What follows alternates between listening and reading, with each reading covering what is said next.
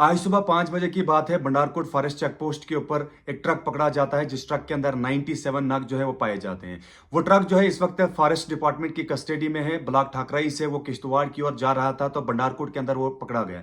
मैं सभी लोगों को बताना चाहूंगा कि जिस तरीके से आप सभी लोगों को यह भी मालूम होगा कि जिला किश्तवाड़ के अंदर जंगलात को नुकसान पहुंचाने की जो कोशिश की जा रही है, फॉरेस्ट को खत्म करने की जो कोशिश की जा रही है, ये सारा काम जो है स्मगलर्स का है। और जो आग लगाने की बहुत बड़ी एक वजह है, हम यहाँ पे आम इंसान के ऊपर जो है एलिगेशंस आयद नहीं कर सकते, इल्जामात आयद नहीं कर सकते, क्योंकि अपना रास्ता साफ करने के लिए यह सारा काम जो है स्मगलर्स का है। और सबसे बड़ी बात तो यह भी आपने देखा होगा कि जब आप क्वायरी के लिए टेंडरिंग का काम करते हैं, टेंडरिंग का प्रोसेस चलाते हैं, तो उस वक्त जब आप जो ईसी डॉक्यूमेंट्स है, जो एनवायरमेंटल क्लियरेंस एक डॉक्यूमेंट्स जो है उसको बनाने में जो है काफी ज्यादा वक्त लगता है। तो ये चीज यही दर्शाती है, इसके पीछे की वजह यही है, ये चीज यही दर्शाती है कि जंगलात जो है वो हमारे लिए कितना अहम है, कितना इंपॉर्टेंट है। तो मैं तारीफ करना चाहूंगा उस टीम की जिस टीम ने आज इतना बड़ा काम किया, खास करके उस एम्प्लॉय की जो चेकपोस्ट के ऊपर मौजूद था। तो वहां पे कुछ भी हो सकता है। जो मैं कहना चाहूंगा, आप समझिए इस बात को कि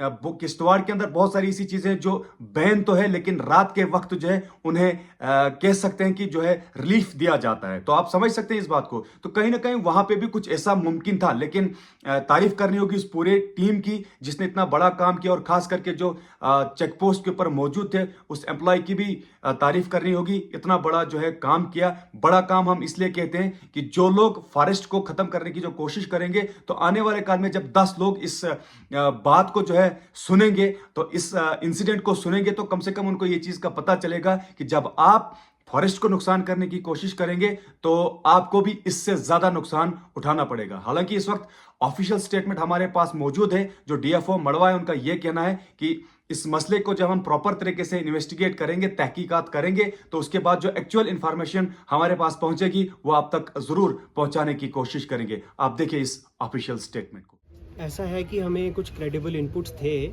कि ऐसे एक गाड़ी आ रही है जिसमें 97 नग्स हैं, मिक्स्ड हैं, देवदार भी है, केल भी है। पूरी तफ्तीश अभी चल रही है। तो उस इनपुट्स के बिहाफ में हमने नाका लगाया था हमारी भंडारकोट चेक पोस्ट पे। और जो हमारे मुलाजिम थे वो रात से ही तैनात थे, रात 11-12 बजे से। और सुबह हमें इसमें सफलता मिली है। कुछ करीब 4:30-5 बजे के करीब हमने वो गाड़ी को इंटरसेप्ट किया है और उसमें जो नग थे वो हमने जब्त कर लिए हैं। अभी बड़ा ही प्रिलिमिनरी इन्वेस्टिगेशन चल रही है, बड़ी ही शुरुआती दौर पे है। तो हम ये पता लगाने की कोशिश कर रहे हैं कि इसका सोर्स क्या था, ये डेस्टिनेशन क्या है, ये कहाँ लेके जाने की इनकी मंशा थी, कौन कौन इन्वॉल्व है, अगर कोई इसके पीछे नेक्सेस है तो वो भी कौन सा नेक्सेस है। और अब ऐसे संगीन मामले में इसमें थोड़ा सा टाइम लगता है ताकि हम सही मायने में जो कल्प्रिट्स हैं उनको बाहर लाएं, क्योंकि ये तो शायद सिर्फ मोरा हो, इनके पीछे जो है उनका हम सामने लाएंगे चेहरा। और इसको तफ्तीश से जांच करके आपको कुछ ही दिनों में एक क्रेडिबल आउटपुट, क्रेडिबल रिजल्ट देंगे। और हम पूरी कोशिश करेंगे कि ये एक मिसाल हो, ये डेटरेंट पैदा करे। बाकी इन केस जो भी इन फॉरेस्ट ऑफेंसेस में इन्वॉल्व हैं वो डेटरेंट पैदा हो और वो आगे से ये गलती करने से पहले 100 बार सोचें। कोई गिरफ्तारी हुई है, नाम शाम कुछ नाम बताना नहीं चाहेंगे क्योंकि बड़ा ही प्रिलिमिनरी इन्वेस्टिगेशन है। बट जो ड्राइवर है गाड़ी का वो हमारे पास है और हम अब इसको प्रोसीड करेंगे ऑथराइज्ड ऑफिसर और जिन भी अप्रोप्रिएट फोरम्स में law will take its own course. तो लॉ के हिसाब से इसमें आगे चलेंगे। फॉरेस्ट ऑफिशियल्स की इन्वॉल्वमेंट के बारे में भी बताया जा रहा है, तो आप उसको देख रहे हैं क्या उस एंगल से भी इसको? क्योंकि जो जहाँ से ये लकड़ी आई है वो दूसरे डिवीजन की लकड़ी है, वहाँ से आपके डिवीजन में क्रॉस हुई, तो इतना जो एरिया है वो कैसे ये क्रॉस अभी किया? प्रूव नहीं हुआ है कि ये किस डिवीजन से आई है और कहाँ जा रही है। ये इसको इन्वेस्टिगेशन कहते हैं और इन्वेस्टिगेशन में यही हम ढूंढने की कोशिश कर रहे हैं कि ये कौन सी डिवीज़न से आई थी, किसने किया है, कहाँ जा रही है। यही एक इन्वेस्टिगेशन का प्रोसेस होता है और उसको करने के बाद ही हम बता पाएंगे कि इसमें कौन इन्वॉल्व है और कौन सी डिवीज़न से आया है। सर, डिफरेंट एरिया से रिपोर्ट्स आ रही है कि ग्रीन फैलिंग्स हो रही है और बाद में आग लगाई जा रही है, तो आप इसको कैसे देख रहे हैं? और एक प्रोजेक्ट फॉरेस्ट डिपार्टमेंट ने शुरू किया था कि ट्रैप कैमराज लगाने के लिए जो सीसीटीवी हिडन कैमरे लगाने थे, तो वो प्रोजेक्ट कहाँ पहुँचा और कितना इम्प्लीमेंट हुआ अभी तक? मड़वा फॉरेस्ट डिवीज़न तत्पर है कि हम ये सारी जो फेलिंग्स हो रही हैं, अगर डैमेज हो रहा है तो उसको हम पकड़ें और हम उसको बाज़ाब्ता रिपोर्ट करते हैं, उसका सीजर करते हैं और जो कल्प्रिट्स को सामने लाते हैं। अब अगर ये हमसे कुछ इसमें रह गया है तो हम इसमें और भी ज़ोर लगा रहे हैं, और भी जो कल्प्रिट्स हैं वो सामने लाए जाएंगे। कैमरा ट्रैप की बात करें तो बड़ा ही अच्छी टेक्नोलॉजी है, बट इसकी टेरिटोरियल डिवीज़न में कितना फ़ायदेमंद है वो उस पर बड़ी अभी शुरुआती दौर में चर्चा चल रही हैं। अगर उसकी इफेक्टिवनेस प्रूव होती है तो हम वो भी लगाएंगे, और धीरे धीरे इसमें अपन अगर ये प्रूव हो जाता है और बिल्कुल प्रूव होगा और हम इसकी सोर्स का पता लगाएंगे कि कहाँ से ये हुआ है, और वो जिसकी भी जुरिस्डिक्शन में उस पर तो कार्रवाई ज़रूर की जाएगी। सर मार्किंग की बात चल रही थी, जो फॉरेस्ट मार्किंग है वो कब होनी है, क्योंकि काफ़ी सालों पहले हुई है और अब जो फॉरेस्ट मार्किंग की आड़ में ही जो है ये पेड़ कटाई हो रही है। शायद आपको इस बारे में इल्म नहीं है, बट इनोमिनेशन और मार्किंग हमारा एक कंटिन्यूस प्रोसेस है जो हर साल होता है।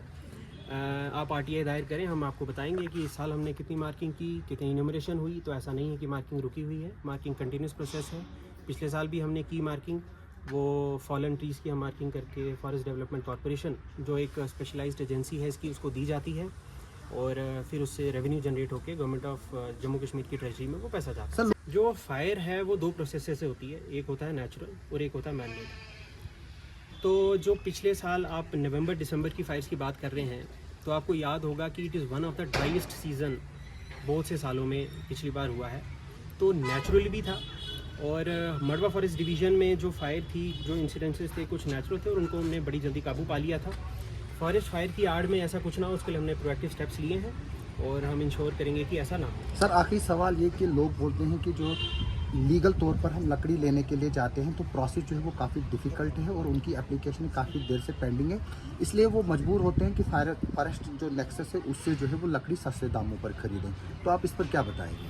देखिए, जम्मू फॉरेस्ट नोटिस और कश्मीर फॉरेस्ट नोटिस के तहत हम कंसेशंस देते हैं, बट वो कंसेशन की ये लिमिटेशन है कि वो उस इंसान को जिसने वो अप्लाई किया है वो उसी कंपार्टमेंट का निवासी हो, उसी कंपार्टमेंट के वो नियर बाई रहता हो।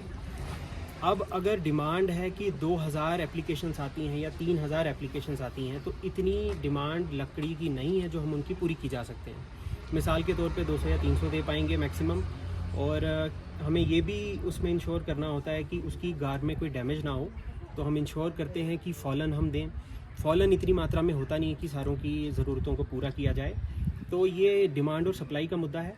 इसमें जितनी डिमांड है कंसेशनिस्ट की वो कभी भी पूरी नहीं की जा सकती है, बट इस पे मैंने ये करने की कोशिश की है कि मैं इस प्रोसेस को स्ट्रीमलाइन करके ये करूँगा कि इसमें जो गरीब हैं, जो गरीबी रेखा से नीचे हैं, उनको प्रायोरिटी दी जाए, और जो APL के ऊपर हैं, जो मतलब अफोर्ड कर सकते हैं, वो रजिस्टर्ड डिपो से लकड़ी लें। उससे क्या होगा कि सिर्फ गरीबों को मिलेगा तो हमारी डिमांड भी थोड़ी कम होगी और हम उनको मीट कर पाएंगे। लेकिन फिर भी वो लोग खरीद लेते हैं फिर लकड़ी, वही नेक्सस से जो बात आई। हाँ, जो आप नेक्सस की बात कर रहे हैं, ऐसा नहीं है। हमारे पास पूरा रिकॉर्ड है कंपार्टमेंट वाइज। मिसाल के तौर पे कंपार्टमेंट नंबर 39B दक्षिण में पिछले साल 21 कंसेशंस हुई हैं, तो 21 कंसेशंस ही दी गई हैं। उसमें एक ज़्यादा एक कम की मात्रा नहीं होती है। जो इलिसिट डैमेज की आप बात करें, उस पर कार्रवाई चल रही है और उस पर हम बाज़ाब्ता केसेस रजिस्टर करते हैं और कल्प्रिट्स को सामने लाते हैं। सर गाड़ी किस पोस्ट पे पकड़ी गई है और कितने बजे पकड़ी गई है? मैं आपको बता चुका हूँ कि जो गाड़ी है वो भंडारकोट चेक पोस्ट पे हमने पकड़ी है और सुबह 4:45-5 बजे के करीब पकड़ी। Thank you. वेलकम।